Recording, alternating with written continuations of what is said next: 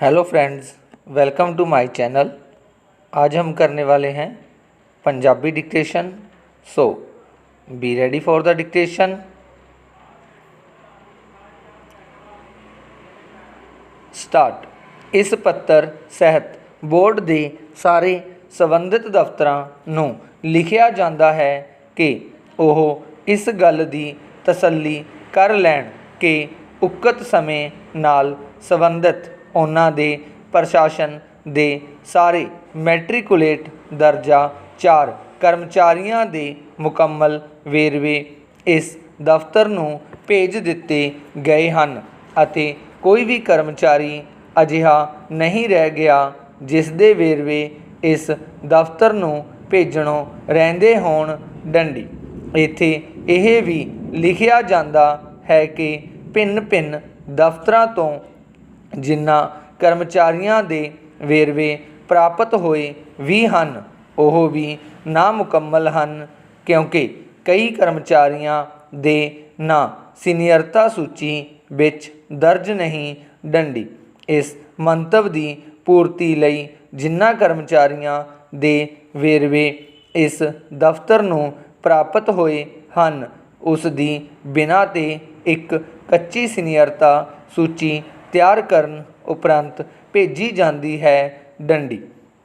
इस विच केवल वह दर्जा 4 कर्मचारी ही दर्ज किए गए हैं जिहड़े कि पंजाब राज बिजली बोर्ड विच उक्त समय तो पहलां रैगूलर तौर पर भर्ती होए सन डंडी।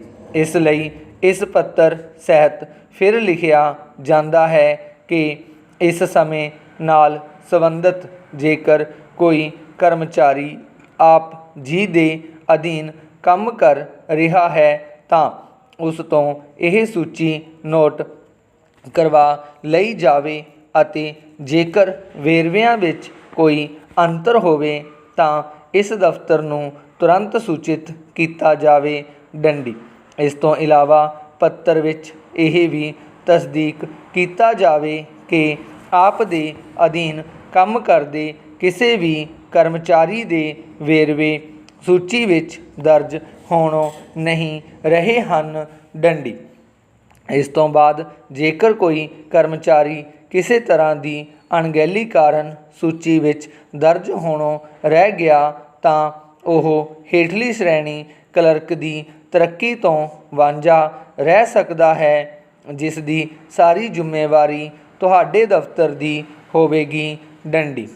कुछ दर्जा 4 कर्मचारी सिंचाई विभाग चंडीगढ़ वालों भी भर्ती किए गए सन डंडी।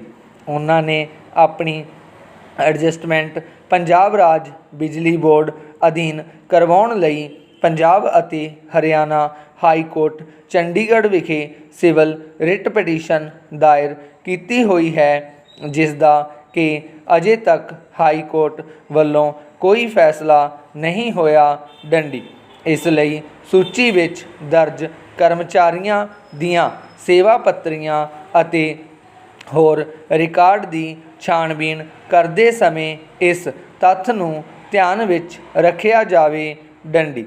जेकर सिंचाई विभाग वालों नियुक्त अजिहा कोई कर्मचारी तुहाडे नोटिस विच आउंदा है तो उस बारे इस दफ्तर नूं तुरंत सूचित किया जावे क्योंकि उसकी दर्जा 4 कैटागरी तो हेठली श्रेणी क्लर्क की तरक्की हाई कोर्ट के फैसले अनुसार ही की जानी है डंडी। बेनती है कि इस केस नूं पहल के आधार पर निपटाउण लई तुरंत उपराले किए जाण डंडी। इस तो इलावा जेकर किसी कर्मचारी का नाम सीनियरता सूची विच अजे तक दर्ज होण तो रहिंदा है तो हैड आफिस केडर के कर्मचारियों संबंधी अमला अगस्ती भाग अते फील्ड के कर्मचारियों बारे पक्का करन भाग नाल पत्र विहार किया जावे डंडी। इस पत्र के जारी होने के 21 दिनों के अंदर अंदर यह सर्टिफिकेट इस दफ्तर नूं भेजिया जावे कि ਆਪ ਦੇ ਪ੍ਰਸ਼ਾਸਨ ਦੇ ਕਿਸੇ ਕਰਮਚਾਰੀ ਦਾ ਨਾਮ ਸੂਚੀ ਵਿੱਚ ਦਰਜ ਹੋਣੋਂ ਨਹੀਂ ਰਿਹਾ ਡੰਡੀ। ਇਸ ਤੋਂ ਇਲਾਵਾ ਇਨ੍ਹਾਂ ਕਰਮਚਾਰੀਆਂ ਦੇ ਅਸਲ ਵਿਦਿਅਕ ਯੋਗਤਾ ਸਰਟੀਫਿਕੇਟ ਵੀ ਨਾਲ ਭੇਜੇ ਜਾਣ ਡੰਡੀ।